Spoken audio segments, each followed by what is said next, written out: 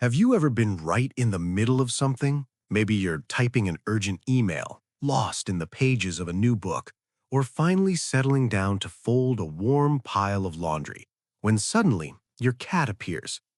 Without a second of hesitation, they walk right over and plop themselves down directly on top of your keyboard, your open book, or your favorite sweater. To us, it feels like a tiny, furry prank. It's a bit frustrating, and we often find ourselves laughing and asking, why do you have to sit right here of all places? We've been told for decades that cats are aloof, independent, and honestly, that they probably only care about us when the food bowl is empty. But if you look at the hidden language of your cat's daily behavior, you'll find that sitting on your things is never a random act of defiance. In fact, it is one of the most emotionally revealing things your cat can do. It is a complex social signal rooted in their survival instincts, their biological need for warmth, and a level of trust that most humans never fully realize they've earned. Today, we're going to explore the real reasons your cat sits on the things you use. We're going to look at why your laptop is more than just a computer to them, what they are actually saying to the rest of the world when they steal your seat, and why this simple, annoying gesture is actually proof that you are their home. 1. The chemical blanket, wrapping themselves in you. To understand why your cat chooses your things, we first have to understand how they experience the world. While we rely heavily on our eyes, your cat lives in a landscape of scent. A cat's sense of smell is roughly 14 times stronger than ours. Where we see a living room full of furniture, they see a world of chemical messages that tell them exactly where they are safe and who they can trust. Your things, your laptop, your unwashed hoodie, the book you've been holding for an hour, are drenched in something your cat can't get anywhere else. You. They carry the natural oils from your skin and the subtle chemistry of your body. To your cat, your scent is a powerful signal that says safe. Research has shown that when cats are exposed to their owner's scent, their stress markers drop significantly compared to when they are exposed to a stranger's scent. When your cat curls up on the book you're trying to read or sinks into the shirt you just took off, they aren't being annoying. They are wrapping themselves in the one thing that makes them feel secure. It's very similar to a child hugging their parent's pillow to feel close to them even when they aren't there. By sitting on your things, they're using your scent as a chemical blanket to regulate their own nervous system and feel at peace. 2. The scent handshake, creating a family ID card. While it's true that your cat is seeking comfort from your scent, there's a second, more active part of this ritual. Cats have specialized scent glands concentrated in their cheeks, the base of their ears, under their chin, and even in their paw pads.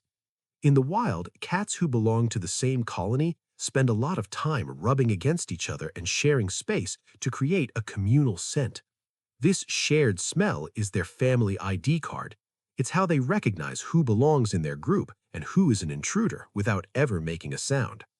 When your cat sits on your keyboard or stretches across your seat the moment you stand up, they aren't just taking your scent, they are merging theirs with yours. In cat language, scent mixing is one of the highest forms of social bonding. They're saying, this spot is yours, but you are mine. By depositing their own pheromones onto the things you use most, they are marking you and your environment as part of their inner circle. It is an act of deep affection and a tiny ritual of ownership that tells the world and their own instincts that the two of you belong to each other. 3. The big cat theory, social modeling. One of the most fascinating things about how cats see us is that they don't actually see us as humans. According to animal behaviorists, cats never developed separate social behaviors for interacting with humans the way dogs did. When your cat looks at you, they see a really big, slightly clumsy cat who somehow ended up in their colony. This leads to a behavior called social modeling. Cats are incredibly observant students. They watch you to learn what matters in the household. They notice who fills the bowls, who opens the doors, and where the leader of the colony spends their time. If you spend 3 hours staring at your laptop or sitting in a specific chair, your cat takes note. To them, that laptop isn't a tool for work. It's a high-status object because you are using it. By plopping down on the things you use, they are following your lead. They think if this is where the big cat spends their time, it must be the best spot in the house. They aren't mocking you, they are trying to participate in your routine because they respect your status as the leader of their world. 4. The heat map, seeking the perfect den. Sometimes the reason your cat sits on your things is purely biological. Cats are descendants of desert-dwelling ancestors, which means they are naturally wired to seek out warmth. A cat's baseline body temperature is significantly higher than a human's, running between 100 and 102.5 degrees Fahrenheit. This means that what feels like a perfectly comfortable room to you might actually feel slightly cold to them. They are constantly looking for surfaces that help them regulate their body temperature without burning extra calories. Your laptop, with its internal fans and warm battery, is essentially a perfectly preheated bed that your cat didn't even have to work for. The same goes for the seat you just vacated. Your residual body heat is like a magnet for a creature whose instincts are always scanning for a warm, secure place to rest. When they take your spot, they are simply being smart about survival, using the energy you've already left behind to stay cozy and safe. 5. The silent request, redirecting your momentum. We've all experienced it. You're trying to walk to the kitchen and your cat suddenly stretches out right in the middle of the hallway. Or you're trying to read and they put their paw directly on the page. Behaviorists call this strategic spatial dynamics. Cats are hyper-aware of your movements and your patterns. They know that if they sit in a corner, you might not notice them. But if they sit on your keyboard, you have to stop and acknowledge them. This isn't desperation, it's a confident way of saying, I know you're busy, but I'm more important than whatever's on this screen. When they use their paw to tap you or sit on the object you're holding, they are using a low-pressure signal to ask for connection. They've learned that redirecting your momentum is the most effective way to get a vocal identity of safety, your soft, warm voice, back on them. They aren't trying to be a nuisance, they're actively working to maintain the bond by making sure they remain a central part of your patrol. 6. Parallel presence, the love language of space.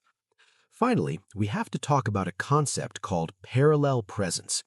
Many cat owners feel rejected when their cat sits on their book but moves away the moment they try to pet them. But in cat language, being near you without being touched is a huge compliment. In a colony, bonded cats don't spend all day cuddling. Instead, they sit a few feet apart, grooming themselves or napping in the same space.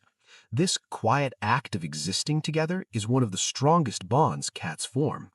When your cat sits on the things you use, they are practicing this intimacy. They want to be in your orbit, wrapped in your scent and your warmth, but they don't necessarily want an active interaction. They're telling you, I don't need anything from you, I just like being here with you. For a cat, that kind of pressure-free closeness is the highest form of love there is. How to respond to your thing sitter. Since our cats do so much to weave themselves into our lives, we can return that love by meeting them where they are. If your cat is constantly sitting on your things, it's a sign that they crave your vocal identity and your presence. Acknowledge the signal. Instead of just moving them, try using your cat voice, that soft, high-pitched tone they're scientifically proven to respond to. This confirms to their brain that they are safe and recognized. Offer a scent alternative. If you really need to use your laptop or that specific chair, try leaving a worn piece of your clothing nearby, like a hoodie you just took off. It gives them access to your comforting scent, even if you can't offer them that seat at that moment. Use the slow blink. If your cat is staring at you from your keyboard, give them a slow blink. This cat kiss lowers their cortisol levels and tells them, I trust you and I'm not a threat. The power of hand feeding. Once a week, try offering a few pieces of their favorite food from your open palm. This taps into their earliest memories of being cared for by their mother and builds a primal level of trust that goes back thousands of years. Your cat doesn't sit on your things because they want to be difficult. They do it because they see you as your family. They do it because your scent calms their heart rate. They do it because they want to share your status and your warmth. And they do it because in a world where they are often alone or on guard, Your things are the closest they can get to being with you. To your cat, you aren't just a human, you are home. If you learned something new about your cat's secret sitting rituals today, hit like and subscribe. It helps us reach more cat lovers who want to understand the beautiful, silent messages their cats are sending every day. And tell us in the comments, what's the weirdest thing your cat has ever decided was their new favorite seat? We'd love to hear your stories. Until next time, keep meeting them at their level. They're giving you their whole world, one stolen seat at a time.